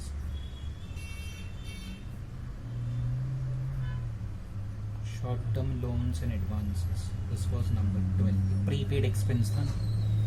Okay, now we start with posting. Students, posting से start करें. Okay, again from the beginning start कर रहे हैं हम लोग. इसमें एक ही एडजस्टमेंट इंपॉर्टेंट है student. Equity share capital students में लास्ट में रिकॉर्ड करूंगा फॉर द सिंपल रीजन एक बाई बैक का एडजस्टमेंट है, that is the only reason. General reserve securities premium दिया है हमको 3,50,000. सिक्योरिटी प्रीमियम नॉन डिविजिबल होता है ना student, security premium is non divisible. So students capital reserve तो नहीं, लेट मी चेक. अगर कैपिटल रिजर्व होगा तो पहले उसके लिए कैपिटल रिजर्व है क्वेश्चन में, सो उसके लिए एक लाइन लगते हैं. Then securities premium, see how I am recording securities premium. कितना दिया है सिक्योरिटीज प्रीमियम हमको? Securities premium given is 3,50,000. Students inner column में लिख रहा हूँ, there is a reason for that. Okay, फिर एक लाइन छोड़ के जनरल रिजर्व, क्योंकि बाय बैक का एक एडजस्टमेंट सॉल्व करना है, that is the only important adjustment. General reserve कितना हमको दिया है? 6,50,000 दिया है, 650. इनर कॉलम में लिख रहा हूँ, again there is a reason for that. चलो, इक्विटी शेयर कैपिटल अभी तक मैंने लिखा नहीं है. डेटर्स ट्रेड रिसीवेबल्स में आता है, उसका एडजस्टमेंट है ना सुनो, due for more than 6 months ऐसा कुछ. तो bills receivable debtors, therefore that adjustment due for more than 6 months. Say due for more than 6 months. Adjustment number E. Debtors are unsecured, considered good. Debtors of 3,65,000 is due for more than 6 months. और उन्हें कहा unsecured, तो यहाँ पे लिख देने का unsecured and good, मतलब कोई bad debts नहीं है. That is a simple meaning. So others हो जाएगा, others. टोटल डेटर्स कितना है ट्रायल बैलेंस में? 15,10,000. सो आउटर कॉलम में तो 1510, 15,10,000 ही होगा, टोटल चेंज नहीं होगा क्योंकि बैड डेट्स नहीं है. And 3,65,000, so others will be 11,45,000. Okay, बहुत बारी एडजस्टमेंट हमने कर लिया. क्रेडिटर्स ट्रेड पेएबल, इसका कोई एडजस्टमेंट नहीं है. सो आउटर कॉलम में creditors how much they have given? 7,20,720. Next is 9% debenture. Students इसका एडजस्टमेंट है तो इनर कॉलम में लिखेंगे, कुछ इंटरेस्ट इंक्लूडेड है. देव सेड 9% डिबेंचर्स 2,04,500. एडजस्टमेंट बाद में सॉल्व करेंगे. इन्वेस्टमेंट्स नॉन करंट इन्वेस्टमेंट्स में आ जाएगा. Investments how much? It is 7 lakh. Profit and loss account students, reserves, general reserve के बाद एक लाइन छोड़ के profit and loss account. How much that profit and loss account is given students? 2,75,000. इसको भी मैं इनर कॉलम में लिख रहा हूँ, 2,75,000. Unsecured loan, again it's a long term boring. अच्छा, एक लाइन कम पड़ गई, कोई बात नहीं, स्पेस तो है. Unsecured loan, unsecured loan is how much students? 7 lakh. Sorry, outer column, no adjustment, so outer column. Unsecured loan 7 lakh. Bills receivable 1,25,000. यहाँ पे आएगा trade receivable में, bills receivable 1,25,000. Bills payable trade payables में, bills payable will go to trade payable. How much it is given? 70,500. 70,500. Provision for tax 2,10,000. And last में देखो advance tax दिया है 2 लाख. तो शॉर्ट टर्म प्रोविजन में जाओ, पहले लिखो प्रोविजन फॉर टैक्स. दोनों का असेसमेंट ईयर सेम है ना? हाँ, 9-10 9-10. डिफरेंट असेसमेंट ईयर होगा तो हम दोनों को सेट ऑफ नहीं कर सकते स्टूडेंट्स. या अगर सेट ऑफ करना है ना, both the amount should be for the same assessment year. दोनों को एडजस्ट करना है ना, sorry, advance tax. So assessment year should be same. देखो दोनों का असेसमेंट ईयर 9-10 9-10 दिया है आपको. सो 210 minus 2 lakh, outer column will be 10,000. Propose dividend short term provisions में आएगा. Short term provisions, propose dividend में लास्ट में एकदम लिख रहा हूँ, propose dividend Proposed dividend, how much they have given? 80,000, 80. Outer column, there is no adjustment for that. 80,000. Proposed dividend मैंने last में लिखा है स्टूडेंट्स एकदम.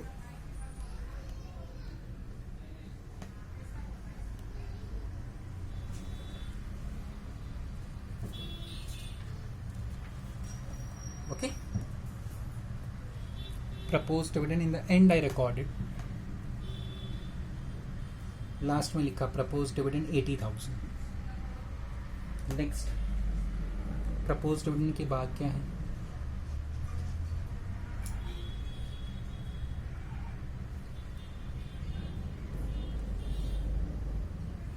Capital reserve, reserves and surplus. How much is the amount given? 1,09,000. Non-divisible profit होता है capital reserve. Outer column, no adjustment. 1,09,000. Stock in trade reserves, inventories, number 9.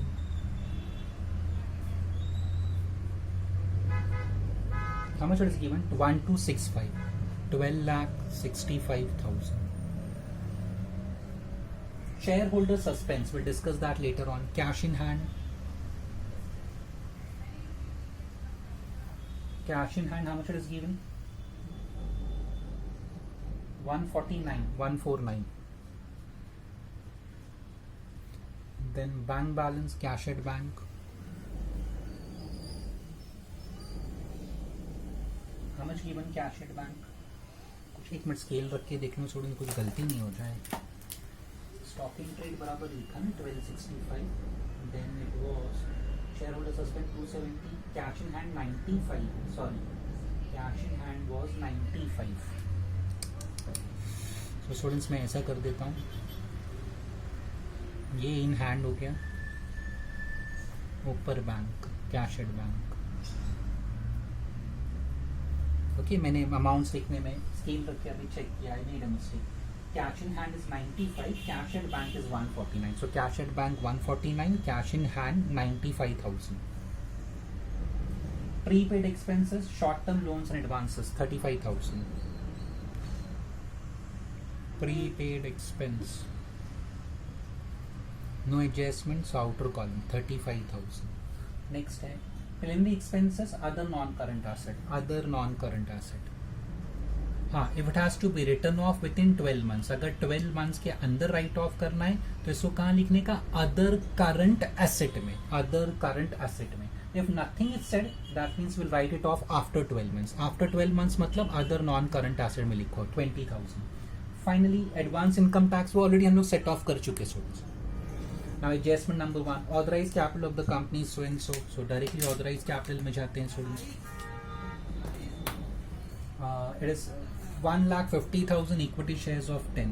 1,50,000 equity shares of rupees 10. So amount will be 15 lakh. Same adjustment, 5,000 10% preference shares of 100. 5,000 10% preference shares of rupees 100. 5 lakh. 5,000 into 100 5 lakh होगा ना. And double underline should not be considered when we take total. Hey students, on 31st March market value of stock in trade, ignore market value students. वैसे भी stock is valued at cost price or market price which is less. cost price कितना था आपका? 12,65 ना. तो 1265 पे करोगे, हमने ऑलरेडी लिख लिया है वो, तो मार्केट वैल्यू का कोई इफेक्ट नहीं.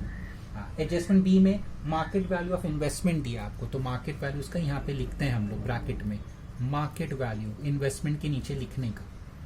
Not in amount column, just below the name of investment. Market value 6,50,000. पहले भी मैंने किया है. स्टॉक का ऐसा मार्केट वैल्यू नहीं लिखना स्टूडेंट्स. एडजस्टमेंट सी में लास्ट में सॉल्व करता हूँ स्टूडेंट्स. डी भी कर लेता हूँ कि डी सिंपल है इसके लिए. Debentures are unsecured, interest accrued but not due to 4,500 has been included. Debentures में included है तो माइनस करो. Interest accrued and due. Because why? Because this must go to other current liability. ये गलत है students.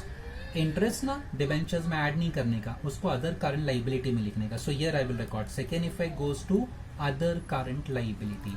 Interest accrued and due. So what I did, एक effect मैंने minus किया डिबेंचर्स से, second effect I am recording here. Amount is 4500. ठीक है, one effect subtracted from here long term borrowings में, second effect goes to note number 5. Students मेरा advice है आप ऐसा 2 इफेक्ट्स लिख लिया करो, क्योंकि पूरा क्वेश्चन सॉल्व हो जाने के बाद आपको कैसे याद रहेगा कि ये कौन सा एडजस्टमेंट की वजह से माइनस किया था. सो बेटर राइट, आप लिखा करो जो भी क्वेश्चन में ऐसा प्लस माइनस वाला एडजस्टमेंट आएगा ना, so we must write. Adjustment number D था ये. एडजस्टमेंट डी का इफेक्ट क्या दिया हमने स्टूडेंट्स? तो स्टूडेंट्स क्या करता हूँ मैं आपके लिए बैलेंस शीट के नीचे लिख देता हूँ यहाँ पे एडजस्टमेंट डी. आप भी लिखा करो, अच्छा रहेगा आपके लिए. Adjustment D, what effects we have given? Less from debentures. और सेकेंड इफेक्ट क्या किया हमने? अदर करंट लाइबिलिटी में लिखा उसको. ठीक है, बेटर हमेशा लिखा करो. Number E V have already done students, वो डेटर्स से रिलेटेड का, debtors due for more than 6 months done. अभी एडजस्टमेंट नंबर सी पढ़ते हैं. फाइनल एडजस्टमेंट है वो बायबैक से रिलेटेड है. On 31st March, company exercised the option to buy back 9,000 shares at 30 per share. Students, offer price 30 है. हमने चैप्टर पूरा किया है ना buy back. Face value share का 10 है. दैट मीन्स प्रीमियम आएगा. Premium on buy back, premium on buy back कितना होगा? ऑब्वियसली 20. 30 है ऑफर प्राइस, ये 10 है. 10 का शेयर आप 30 में बाय बैक कर रहे हो, so that means you are paying extra 20. So extra 20 rupees क्या हो गया? प्रीमियम. सो कितने number of shares buy back कर रहे हो? 9000. एक शेयर पे प्रीमियम आप 20 दे रहे हो. सो 9000 इंटू 20 करोगे तो 9 2 18, 1,80,000. आगे पढ़ते हैं. However no effect to the above is given in the books. और अभी तक इफेक्ट भी नहीं दिया है, तो अभी आपको इफेक्ट देना पड़ेगा. अच्छा, प्रीमियम ऑन बाय बैक, अगर आपको चैप्टर याद हो तो premium on buy back is loss for the company. Always debit which account? Securities premium account. आप ऐसे एंट्री भी लिखते थे, securities premium account debit to premium on buy back. मैंने शॉर्ट में टू प्रीमियम ऑन बी लिख दिया, buy back B/B. Working note है हमारे लिए, आपको समझाने के लिए. Students, not necessary to record the journal entry. Okay, आपको ऐसे ही समझ में आ जाता है, क्लिक हो जाता है तो गुड फॉर यू. तो सिक्योरिटीज प्रीमियम डेबिट करना मतलब सिक्योरिटीज प्रीमियम से माइनस करना. So minus premium on buy back. इसके लिए मैंने वो एंट्री रिकॉर्ड किया आपको समझाने के लिए. सो 180 माइनस करेंगे हम लोग यहाँ से. सो आउटर कॉलम 350 माइनस 180 करेंगे. सो outer column will be, sorry student, 1,70,000 170. Okay, और आगे. अच्छा स्टूडेंट्स, फिर हम लोग आपको याद हो तो इक्वेशन भी बनाते थे. Face value of shares to be bought back is equal to proceeds of fresh issue plus free reserve. 9,000 shares buy back कर रहे हैं. सो 9,000 इंटू 10 करो तो 90,000. फ्रेश इश्यू नहीं दिया है, सो पूरा 90,000 कहाँ से लेना पड़ेगा स्टूडेंट्स? पूरा आपको कहाँ से लेना पड़ेगा? Free reserve. फ्री रिजर्व मतलब जनरल रिजर्व हो सकता है. So minus utilized for buyback. 9,000 shares आप buyback कर रहे हो. 9,000 multiply by 10 किया मैंने. So I got 90,000. Fresh issue नहीं दिया है वो एडजस्टमेंट में, सो फ्री रिजर्व से पूरा लेना पड़ेगा. एनी फ्री रिजर्व, पीएनएल से भी ले सकते हो, general reserve, better general reserve से. सो यूटिलाइज फॉर बायबैक. सो 650 में से 90 माइनस करो. 6,50,000 माइनस 90,000. सो 5,60,000 आउटर कॉलम में आ जाएगा. 560 हो गया. और इसका एंट्री अगर आपके रेफरेंस के लिए, नॉट नेसेसरी स्टूडेंट्स, ऐसा एंट्री रिकॉर्ड करते थे. General reserve account debit to capital redemption reserve and 90,000. अरे यस और नो, ठीक है. तो कैपिटल रिडम्पशन रिजर्व आएगा, उसको मैं अलग से लिख देता हूं. सॉरी, ब्लैक पेन से लिखूं because this is because of adjustment. Capital redemption reserve, ये सब आपने बायबैक में किया है स्टूडेंट्स. प्रीमियम सिक्योरिटीज प्रीमियम से माइनस होता था, और अगर रिजर्व यूज करते थे जनरल रिजर्व पीएनएल वहां से माइनस करते थे और कैपिटल रिडम्पशन रिजर्व लिखते थे. तो मैंने कुछ नया नहीं किया, वही कर रहे हैं हम लोग, ठीक है. ओनली थिंग इज ये आप कह सकते हैं कॉम्प्रिहेंसिव क्वेश्चन है. फाइनल अकाउंट्स के साथ में बायबैक का भी एडजस्टमेंट पूछ लिया उन्होंने. Okay, next is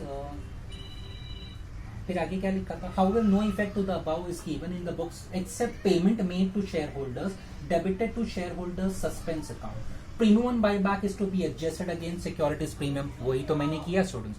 premium on buyback is adjusted against securities premium. And capital redemption reserve is to be created out of general reserve. वही मैंने किया, जनरल रिजर्व से माइनस किया और नया सीआरआर क्रिएट किया. तो ये लोग हम लोग करते थे स्टूडेंट्स बायबैक में, तो कुछ नया नहीं लिखा है. एक अभी रह गया. No effect to the above is given in the company's books except payment made to shareholders debited to shareholders suspense account. जो आपने पेमेंट किया था ना, जब आप इक्विटी शेयर होल्डर्स को पेमेंट करते हो बायबैक के टाइम, तो स्टूडेंट्स ये एंट्री रिकॉर्ड करते हो. आप ऐसा एंट्री रिकॉर्ड करते हो, पेमेंट का entry I am talking about. आप ऐसा करते हो ना, equity share holders account debit to bank लिखते हो ना, और जो भी आपने पेमेंट किया, कितना पेमेंट करोगे उसके साथ में students what we call it as 1,80,000 आप उनको मतलब 9,000 इंटू 30 आप पे कर रहे हो उनको प्रीमियम और कैपिटल के साथ 2,70,000. तो पेमेंट का एंट्री रिकॉर्ड किया है, बट उन्होंने क्या किया है, however no effect to the above is given in company's book except payment में पेमेंट का एंट्री किया है, बट क्या किया, made to share holders debit to share holder suspense account. Equity share holder को डेबिट करने की बजाय उसने किसको डेबिट कर दिया, सस्पेंस अकाउंट को, जो आपको ट्रायल बैलेंस में दिया है. तो ये गलत किया. तो शेयर होल्डर को डेबिट करना मतलब शेयर कैपिटल को डेबिट करना, शेयर कैपिटल को डेबिट करना मतलब शेयर कैपिटल को रिड्यूस करना. स्टूडेंट शेयर कैपिटल को क्या करना, रिड्यूस करना. तो अभी हमको शेयर कैपिटल को रिड्यूस करना पड़ेगा स्टूडेंट्स. तो शेयर कैपिटल कितना दिया था, बैलेंस शीट में जाओ, equity share capital fully paid up 10 lakh, ऐसा ही था ना. So 10 लाख फेस वैल्यू पर शेयर कितना है स्टूडेंट्स, 10 लाख फेस वैल्यू पर शेयर इज 100 ना, इक्विटी शेयर का 100 है कि 10 है, सॉरी 10 है students, 10. So 10 lakh divide by 10. So 1 lakh shares था. कितने शेयर्स आपने बाय बैक कर लिए, 9,000. तो अभी शेयर्स कितना बचा, 91,000. So you will write 91,000 equity shares of rupees 10, amount column 9,10,000. ये 91,000 कैसे आया, 1 lakh number of shares given in trial balance less 9,000 shares bought back. इसका इफेक्ट उन्होंने नहीं दिया था. मतलब इक्विटी शेयर होल्डर को डेबिट करने के बजाय सस्पेंस अकाउंट डेबिट किया. तो सस्पेंस को तो भूल जाओ, शेयर होल्डर को डेबिट करना मतलब शेयर कैपिटल की बात हो रही है, तो शेयर कैपिटल से माइनस होगा, सस्पेंस अकाउंट में नहीं जाएगा. वो अकाउंटेंट ने गलत किया था स्टूडेंट्स. शेयर ट्रायल बैलेंस में था ना शेयर सस्पेंस अकाउंट. स्टूडेंट्स कहाँ गया ट्रायल बैलेंस, शेयर सस्पेंस हमने देखा था ना. हाँ, शेयर होल्डर सस्पेंस अकाउंट 2,70,000 था ना स्टूडेंट्स, 2,70,000. तो अभी वो 270 का इफेक्ट कहीं नहीं आया, मतलब 270 share holder suspense will not appear, but वो 270 हमने कहीं ना कहीं एडजस्ट किया. क्रेडिट साइड पे 270 था ना स्टूडेंट्स, 270 देखो कहाँ कहाँ एडजस्ट हुआ, 90,000 यहाँ पे हुआ और 180 यहाँ पे हुआ. तो 270 जीरो हो गया ना, फॉलोड. और ये 90,000 क्या यहाँ माइनस करके वापस यहाँ लिख लिया, तो ये तो net effect zero, 90 minus 90 added, तो ये नेट इफेक्ट जीरो. 270 कैसे एडजस्ट हुआ, which was given in trial balance, 90,000 10 lakh से माइनस किया तो आई गॉट 9,10,000, और 180 मैंने प्रीमियम से माइनस किया. 180 एंड 90 टोटल आई डिडक्टेड 270, और शेयर होल्डर सस्पेंस भी 270 था, तो अभी शेयर होल्डर सस्पेंस जीरो हो गया. तो whenever they give a suspense account, B it any suspense account, वो लास्ट में जीरो हो जाना चाहिए, तो वो जीरो हो गया स्टूडेंट्स. अभी आपके लिए ये मैंने क्या क्या इफेक्ट्स दिए. This was adjustment number C. Adjustment number C. What we did? Less from share capital. कितना माइनस किया मैंने, 90,000. Actually number of shares minus किया 9,000, बट 9,000 इंटू 10 करो फेस वैल्यू तो 90,000 ही होता है ना. That's what I am recording. ठीक है. लेस फ्रॉम सिक्योरिटीज प्रीमियम कितना, 1,80,000. ये second effect. Less from general reserve, general reserve से हमने कितना माइनस किया, 90. एंड शो सीआरआर, और हमने सीआरआर शो किया रिजर्व्स में 90. शो मतलब एक तरह से ऐड करना, तो ये लेस और ये ऐड तो 90 कैंसिल हो गया, तो एक्चुअली इफेक्ट कितने का आया 1,80,000 और 90 विच इज 2,70,000, और इतना ही तो सस्पेंस अकाउंट में था, तो सस्पेंस अकाउंट अभी कैंसिल्ड हो गया. So these are the 4 effects which we have given students for this adjustment. तो जब भी ऐसे एडजस्टमेंट आएंगे ना स्टूडेंट्स, बेटर राइट, अच्छा रहेगा. सिंपल एडजस्टमेंट है डेटर्स का, बैड डेट्स वगैरह, वो आसान होता है स्टूडेंट, बट ऐसे एडजस्टमेंट होंगे कि डिबेंचर से माइनस किया, अदर करंट लाइबिलिटी में गया, तो आप लिखा करो, आदत डालो स्टूडेंट्स, अच्छा रहेगा आपके. Okay, so I have given the effects. अभी स्टूडेंट्स मेरा एडवाइस है कि ये आप पूरा क्लोज आप करना. ओके, क्लोज करके फाइनल बैलेंस लिखो और देखो बैलेंस शीट टाली होती कि नहीं. इंशाल्लाह टाली हो जाएगी students. Okay, no need to worry, हो जाएगा टाली. ओके, हाँ खाली एक स्टूडेंट्स मैंने गलती नहीं कहूंगा, आई थॉट कि पीएनएल का भी कोई एडजस्टमेंट है तो मैंने उसको इनर कॉलम में लिखा. We can write it to outer column, ठीक है, वो मिस्टेक नहीं है. आई थॉट कि पीएनएल का एडजस्टमेंट है तो इसलिए मैंने इनर कॉलम में लिखा था, अभी मैंने उसको आउटर कॉलम में कर दिया, तो इसको जाने दो. 275 मैंने आउटर में लिख दी, ठीक है. अभी ये आप टोटल सब करना, बैलेंस शीट में लिखना total and see what answers tally हो जाएगी फिर. That's all. और ये मैंने इफेक्ट्स लिख दिया एडजस्टमेंट नंबर डी का और एडजस्टमेंट नंबर सी का.